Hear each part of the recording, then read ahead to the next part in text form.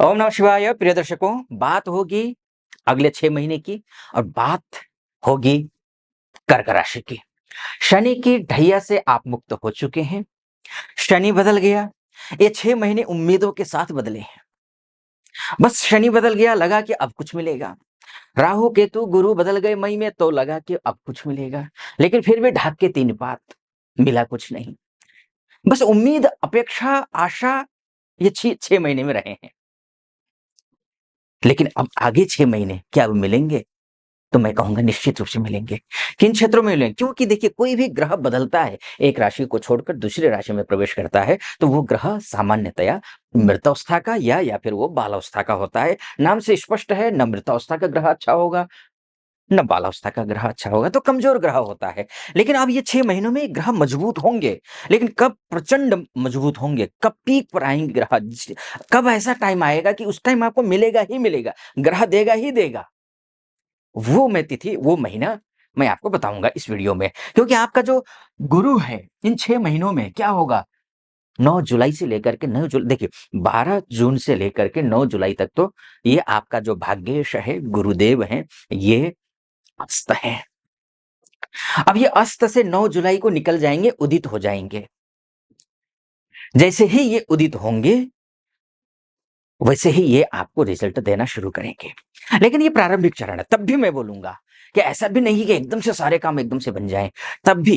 क्योंकि भाग्यम फलति सर्वत्र न च विद्या न च पौरुषम। भाग्य अच्छा हो, सब चीज़ मिल सकता है। आपको भी मिलेगा।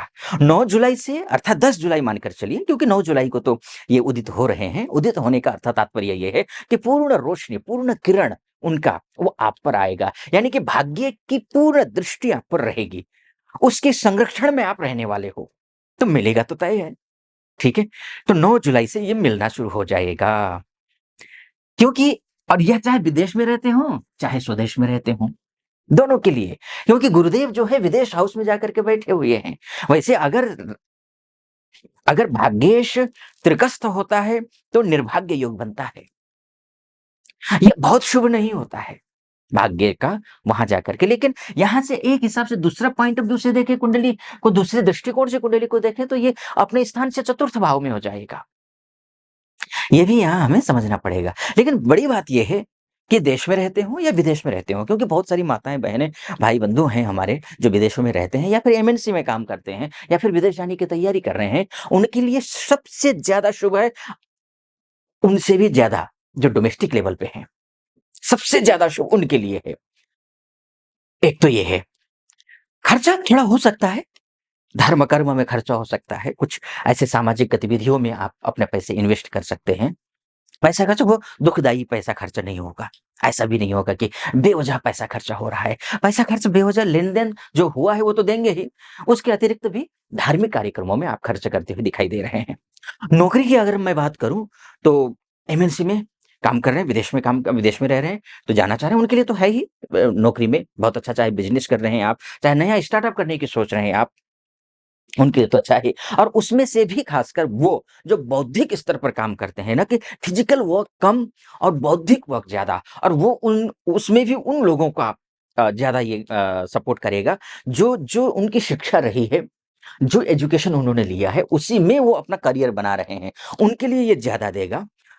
लेकिन इसका मतलब ये भी नहीं है कि पढ़ाई-लिखाई कुछ और हो गई, कर कुछ और रहे हैं, उनको नहीं मिलेगा। मिलेगा तो उनको भी, लेकिन मैं एक पैमाना बता रहा हूँ कि किनको ज़्यादा मिलेगा, किनको थोड़ा कम मिलेगा।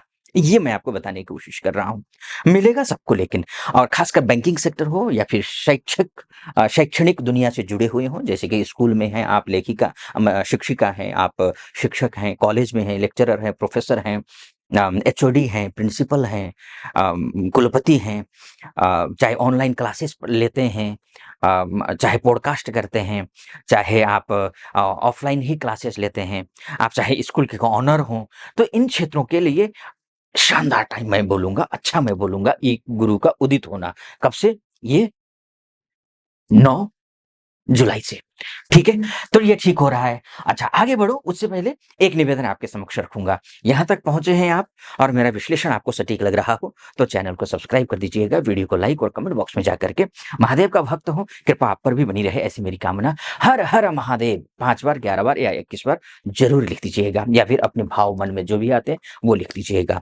अच्छा, एक बात और मैं कहना चाहूँगा, ये जून के महीने में ही अभी 7 जून को आपके ये जो मंगल हैं, ये आपके मान के, सम्मान के, पद के, प्रतिष्ठा के, नौकरी के, प्रमोशन के, बॉस के, फ्रेंड सर्कल के ये ग्रह हैं। ये मंगल हैं। मंगल आपके रिलेशनशिप के ग्रह मंगल हैं, आपके एजुकेशन के ग्रह मंगल हैं। आपका स्वास्थ्य का भी कभी-कभी तो ये मंगल देखता है, खासकर जब मंगल नीच के होते हैं, जो कि थे, वो नीच की राशि से निकल चुके हैं। आपके लिए शुभ है। आप आपका करियर को लेकर के ये एक नया मुकाम देने वाला है, नई मंजिल तक, नए लक्ष्य तक पहुँचाने वाला है। आपके कॉन्फिडेंस लेवल को बढ़ाने वाला है, ये मंगल, ये हो रहा है। तो ये एक अच्छी बात आपके लिए है। नौकरी में कोई सी भी नौकरी, खासकर मैं आईटी के क्षेत्र से जुड़े हुए लोग हों या फिर आप रियल एस्टेट से जुड़े हुए हैं या कंस्ट्रक्शन से जुड़े हुए हैं या फिर होटल रेस्टोरेंट के क्षेत्र में हैं, तो उनके लिए मैं बोलूँगा विशेष अच्छा है, बाकी है तो सबके लिए अच्छा। ठीक है जी, आगे बढ़ते हैं। एक और अच्छा हो रहा है देखिए ये जो आपके लिए पीक टाइम कौन-सा रहेगा? आप यही सोच रहे होंगे ना कि पीक टाइम ऐसा टाइम जिस समय कि काम होना ही होना है। कोई इफ, कोई बट नहीं, अगर, मगर कुछ नहीं, काम होगा, नहीं होगा। सिंपल वो ये टाइम है 18 अक्टूबर से लेकर के 5 दिसंबर के बीच का टाइम है। इस बीच में गुरुदेव यहाँ रहेंगे। लग्न में, राशि में कहिए या लग्न में कहिए, कर्क राशि में आएँगे। कर्क राशि में आते ही ये आपके हर एक क्षेत्र को, आपके एजुकेशन को, आपके संतान को, संतान अगर कहीं स्ट्रगल कर रही हो, उसको भी देख रहे हैं और उसके बाद जाकर के उसके बाद जाकर के सीधा दाम्पत्य जीवन को भी देखेंगे। अगर विवाह नहीं हो रहा है, विवाह के लिए अच्छा है, दाम्पत्य जीवन में कलह है, उस कलह को दूर करने के लिए भी ये ग्रह अच्छा है। आपका बिज़नेस पार्टनर के साथ में अगर कहीं कुछ गड़बड़ी चल रही है, तो उसको भी ये नियंत्रित करेगा। कोलाहल या फिर लड़ाई झगड़े बढ़ने नहीं देगा, समेटेगा, मधुरता लेकर के आएगा। दाम्पत्य जीवन कहिए, बिज़नेस पार्टनर कहिए, दोनों में और बिज़नेस में भी नया स्टार्टअप करने की सोच रहे हैं, उसमें आपको अच्छी सफलता मिलती हुई दिखाई दे रही है, ये भी अच्छा है। और भाग्येश होकर के भाग्य को देखेंगे, यानी कि आपके लिए दसों उँगलियाँ घी में, एक कहावत है ना, वो होने वाला है। तो शुभ समय है, अच्छा समय है। हाँ, एक बात ज़रूर करूँगा, आप गुरु की उपासना ज़रूर कर लीजिए, क्योंकि अगर आपकी कुंडली में गुरु कमज़ोर है मानकर चलिए, तो क्या करेंगे फिर? अब नींव ही कमज़ोर हो, तो अब बाहर से ऊपर से डेंटिंग-पेंटिंग करने से क्या फ़ायदा? वो ग्रह तो डेंटिंग-पेंटिंग वाले हैं ये। ये मोटा-मोटी तौर पर है, वास्तव में आपकी कुंडली ही मायने रखती है और इसलिए मैं कहता रहता हूँ कि अगर आप अपनी कुंडली दिखाना चाहते हैं, आप महिला हो या पुरुष हो, देश से बात क देख रहे हो या विदेश से देख रहे हो, तो नीचे नंबर है, उस नंबर पे कॉल कीजिए, व्हाट्सएप कीजिए, मेरी टीम से बात कीजिए, अपॉइंटमेंट ले लीजिए, मैं स्वयं आपकी कुंडली का विश्लेषण करूँगा। तो मैं कहना चाह रहा था कि ये गुरु की उपासना करनी ज़रूरी है। गुरु की उपासना नहीं करेंगे तो आपके लिए फिर वो फल जो मैं फल बता रहा हूँ वो नहीं मिल पाएगा। उपासना कैसी? एक तो गुरु का मंत्र का जाप कर सकते हैं आप। दूसरा क्या कर सकते हैं? ओम नमो भगवते वासुदेवाय इस मंत्र का जाप करिए। चंद या फिर आप केसर या फिर आप हल्दी का टीका लगाइए। ये आप इतना कर लीजिए, तुलसी जी पर जल चढ़ाइए। संडे मत चढ़ाइएगा, एकादशी के दिन मत चढ़ाइए, अन्य दिन आप तुलसी जी पर जल चढ़ाइए। शुभ होगा, अच्छा होगा, निश्चिंत रहें। इसको यहीं पर समाप्त करता हूँ मैं। आप खुश रहें, प्रसन्न रहें, महादेव की कृपा आप पर बनी रहे, ऐसी मेरी कामना। आप सटीक लगा हो, सब्सक्राइब, लाइक और कमेंट ज़रूर कर दीजिएगा। फिलहाल अनुमति दीजिए। ओम नमः शिवाय।